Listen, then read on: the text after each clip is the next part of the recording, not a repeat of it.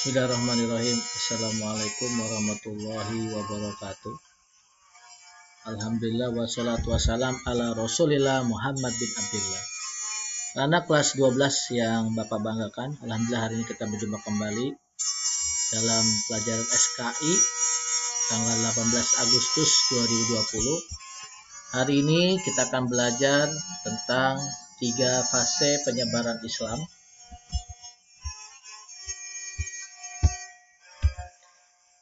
Fase pertama menurut Hasan Mu'arif Ambari, yaitu tahap kehadiran pedagang muslim.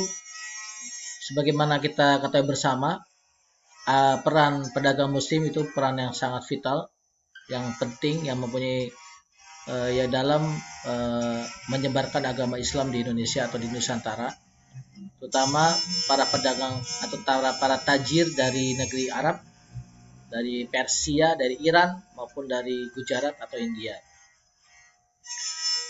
Menurut Syekh Samsuddin Abu Abdullah Muhammad bin Thalib ad-Dimashqi, agama Islam masuk Indonesia melalui campak sejak zaman Khalifah Utsman bin Affan, ini sekitar abad ke-6 Masehi atau 1 Hijriah.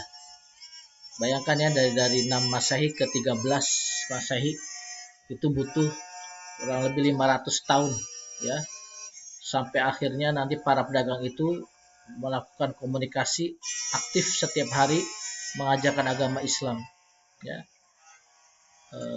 sehingga orang-orang Islam bisa, orang-orang pribumi, orang-orang Nusantara yang bergaul dengan para pedagang ini bisa langsung aktual bertanya masalah-masalah yang terjadi saat itu atau kontekstual. Ini mungkin sudah mengakar. Jadi emang kita bersyukur kita memiliki para pedagang dan seorang pendakwah yang sangat sabar dalam mengajarkan agama Islam di Indonesia. Nah, memang ada yang menarik nih, ada cerita, ada makam Fatimah binti Maimun di Leran, Gresik. Ini seorang daiyah, anak peranakan dari orang Jawa dan orang Aceh.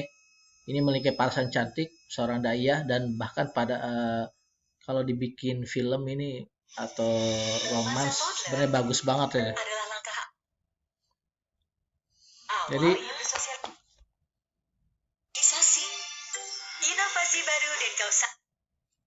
sangat bagus ya kalau dibikin film. Jadi ini ada cerita memang tentang seorang daiyah Fatimah binti Maimun di Leran, Gresik, yang memiliki faras cantik dan akhlak yang baik. Dia mempunyai garapan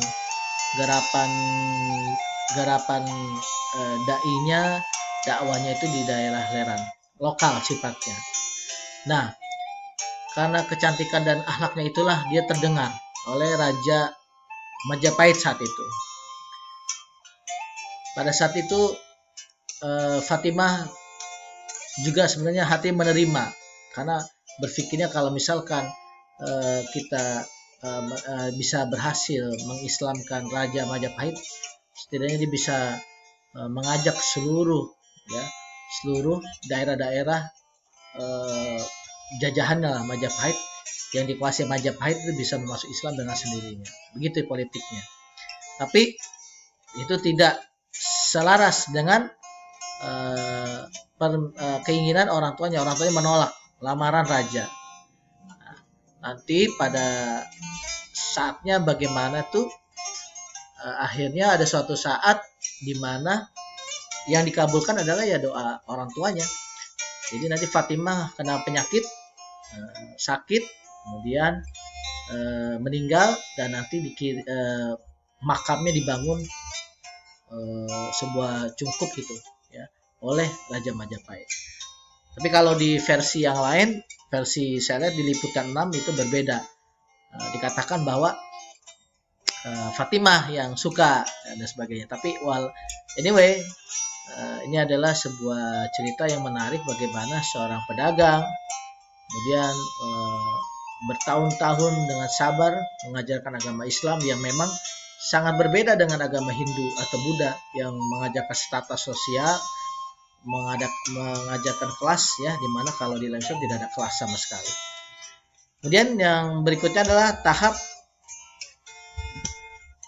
kerajaan. setelah bertahun-tahun ya dikenal ya Islam sudah mulai banyak dan bahkan daerah-daerah yang dikuasai oleh bupati dengan sendirinya menikah dengan para pedagang, lalu akhirnya masyarakat yang memeluk Islam, akhirnya nantilah bentuk kerajaan Islam. Misalkan di sejarah Hikayat Malikus ada sejarah Melayu, Hikayat Raja-Raja Pasai, Samudra Pasai, dulunya itu beragama non Muslim. Dia masuk Islam, ada ceritanya kan. Dia bahkan bermimpi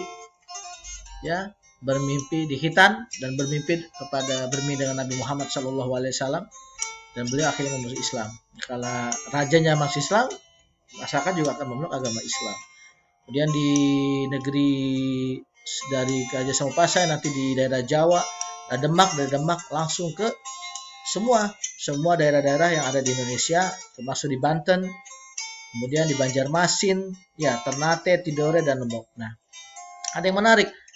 Sebenarnya kalau kita melihat ke daerah-daerah Banjarmasin dan di Ternate, Tidore, dan Lombok itu ada dua nama tokoh ya yang ada dua nama tokoh yang mengajarkan bagi Islam. Kalau di Jawa kan ada Wali Songo, tetapi di daerah Banjarmasin, Ternate, Tidore, dan Lombok itu ada, dan Sulawesi ada dai ya, dai dua orang yang sangat terkenal ya dalam mengajarkan agama Islam. Nah, kalian nanti cari ya nama dai-nya, itu selalu keluar di dalam soal. Jadi soalnya yang pertama nih udah dapat ya, siapa nama dai ya yang mengajarkan agama Islam ke daerah-daerah seperti Banjarmasin, Ternate, Tidore, dan Lombok. Yang terakhir adalah tahap pelembagaan Islam. Nah, setelah terbentuknya kerajaan Islam adalah tahap pelembagaan Islam. Pada fase ini para pemangku kerajaan berguru ke pusat pendidikan Islam seperti Ternate dan seterusnya. Ya, kita ketahui di Demak ya, di Demak atau di Ampel, di Giri, itu para sunan membuka pesantren-pesantren. Ini banyak orang-orang daerah untuk belajar kepada orang-orang agama Islam. Nah, dari situlah nanti dari lembaga-lembaga pendidikan Islam, dari pesantren-pesantren nanti tersebar lagi tersebar banyak para calon-calon dai yang mengajarkan agama Islam ke seluruh pelosok di Nusantara.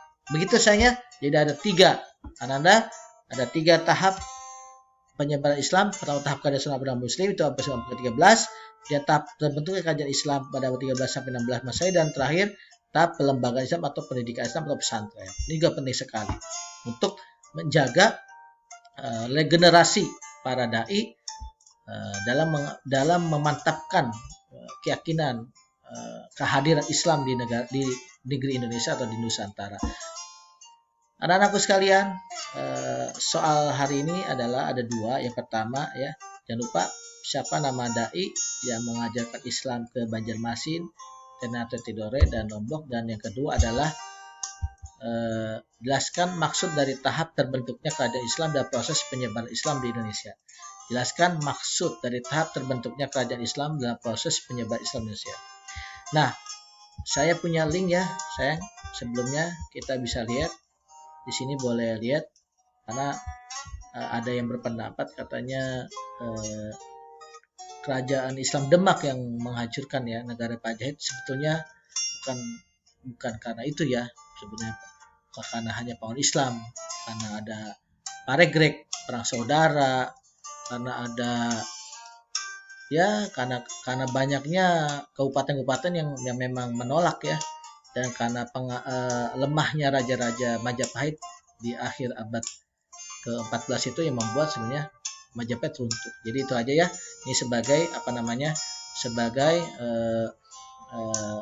feedback ya atas pernyataan bahwa gara-gara gitu ya, akibat kehadiran Demak Islam, dan katanya kerajaan Demak pernah menghancurkan ya kerajaan Majapahit. Majapahit itu jatuh dengan sendirinya karena ada faktor-faktor selain Islam. Demikian materi pada hari ini. Selamat belajar. Dinikmati saja belajar online-nya. Assalamualaikum warahmatullahi wabarakatuh.